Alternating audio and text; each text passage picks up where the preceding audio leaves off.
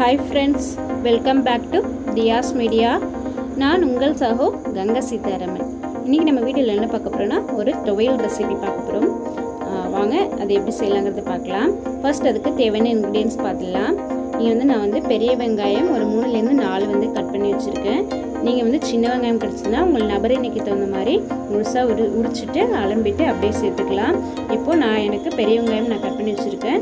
இது வந்து அலம்பி எடுத்துட்டு நல்ல நீளமாக பாருங்கள் கட் பண்ணி வச்சுருக்கேன் நான். அடுத்து உரப்புக்கு காய்ந்த மிளகாய் வச்சுருக்கேன். இது அவ்வளவா உரப்புக்கு தகுந்த மாதிரி நீங்கள் சேர்த்துக்கோங்க. இது வந்து சமையல் எண்ணெயிலே வதக்கி பண்ணிடலாம். அடுத்து இதுக்கு தேவையான உளுத்தம்பருப்பும் கடலப்பருப்பும் வச்சுருக்கேன். இது ஒரு பிடி கடலப்பருப்புனா ஒரு பிடி உளுத்தம்பருப்பு. அடுத்து ரொம்ப குட்டியோன்னு எலுமிச்சை அளவுக்கு கொஞ்சம் புளி வச்சுருக்கேன். அடுத்து இது துவையலுக்கு தேவையான அளவு உப்பு வச்சுருக்கேன். இதுதாங்க இதுக்கு தேவையான இன்க்ரீடியன்ஸ். இந்த வெங்காய துவையல் சூப்பராக இருக்கும். தோசை இட்லிக்கு பர்ஃபெக்ட் மேட்ச். சைட் டிஷ்ஷாகவும் சாப்பிட்லாம். அப்படி இல்லை அப்படின்னா நீங்கள் சாதத்துலேயும் போட்டு நல்லெண்ணெய் விட்டு பிசைஞ்சு சாப்பிட்டிங்கன்னா சூப்பராக இருக்குங்க. ஒன்றுமே காய்கறி இல்லை அப்படிங்கிற பட்சத்தில் எல்லார் வீட்லேயுமே வந்து வெங்காயம் எப்போதுமே இருக்கும். சாதத்தை வடிச்சிட்டு இது மாதிரி வெங்காய தொகையில் ரெடி பண்ணி இன்ஸ்டண்ட்டாக ரெடி பண்ணி உடனே சாதத்தில் போட்டு சாப்பிட்டோம்னா அவ்வளோ அருமையாக இருக்கும். ஏதோ ஒரு காய் வச்சுட்டு அருமையாக சாப்பிட்லாம். சூப்பராக இருக்கும். தோசை இட்லிக்கும் பர்ஃபெக்ட் சைடிஷ். இப்போ நம்ம ஒரு வாணலி வச்சுக்கலாம். இதில் கொஞ்சம் எண்ணெய் விட்டுட்டு நம்ம எடுத்த கடலப்பருப்பும் உளுத்தம்பருப்பையும் போட்டு செவரை நல்லா வறுத்து எடுத்துக்கலாம். கொஞ்சம் செவந்தால் போகிறோம். நல்லா செவரை வறுத்துக்கலாம். இது நல்லா செவந்து வறுத்ததுக்கப்புறம் நம்ம மிளகாத்தூள் ஆட் பண்ணிக்கலாம். வாசனையும் அந்த டேஸ்ட்டும் அவ்வளோ சூப்பராக இருக்குங்க வெங்காய தொகையல். இப்போ வந்து நம்ம எடுத்த மிளகாத்தில் காம்பை கிள்ளிட்டு இதில் சேர்த்துக்கலாம். இதை சேர்த்துட்டு நல்லா வதக்கிக்கலாம். வறுத்து எடுத்துக்கலாம். இதை நம்ம வறுத்து எடுக்கும்போது புளி சேர்த்து 2 பரட்டிக்கலாம். காய் இல்லாத பட்சத்துலலாம் இந்த மாதிரி தொகையில் அரைச்சி ட்ரை பண்ணி பாருங்கள். நீங்களும் சூப்பராக இருக்கும். சாதத்தில் போட்டு சாப்பிடலாம். தயிர் சாதத்துக்கும் side dish super side dish. Dosa இட்லிக்குமே நல்லாயிருக்கும். ஏன்னா எப்போதுமே சட்னி மற்றது பண்ணுறதுக்கு இந்த மாதிரி வெங்காய தொகையெல்லாம் ரெடி பண்ணிக்கலாம். இப்போ இது நல்லா செவந்தெடுத்து இப்போ நம்ம எடுத்து வச்ச புளியை போட்டு ஒரு 2 பரட்டிக்கலாம். பரட்டிட்டு இப்போ நம்ம வந்து ஒரு பவுலில் இதை ட்ரான்ஸ்ஃபர் பண்ணி ஆற வச்சுக்கலாம். இப்போ இதை வந்து வேற ஒரு பவுலில் ட்ரான்ஸ்ஃபர் பண்ணிவிட்டு அதை நல்லா ஆறட்டும். இப்போ அதே கடாயில் வந்து கொஞ்சம் எண்ணெய் விட்டு நம்ம வெங்காயம் நறுக்கி வச்சுருக்கோம் இல்லையா, அதை ஆட் பண்ணி நல்லா வதக்கிக்கலாம். இது வந்து நல்ல ப்ரௌனிஷ் ஆகணுங்கிற அளவு இல்லை, ஓரளவுக்கு வதக்கினா போகிறோம். நல்லா வதக்கிக்கலாம்.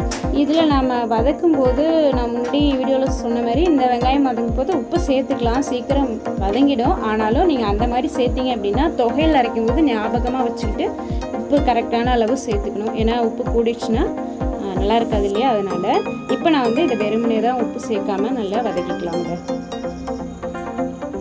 நல்லா வதக்கிக்கலாம். இப்போது கைவிடாமல் வதக்கிக்கோங்க. நல்லா வதக்கிட்டு இதில் உப்பு சேர்த்து வதக்கிட்டோம் அப்படின்னா ஞாபகமாக நம்ம வந்து தொகையில் அரைக்கும் போது உப்பு வந்து கரெக்டான லெவலில் சேர்த்துக்கணும். அவ்வளோதான். அது இப்போ பாருங்கள் நல்லாவே வதங்கிட்டு வருது. வெங்காயம் சூப்பராக இருக்குது.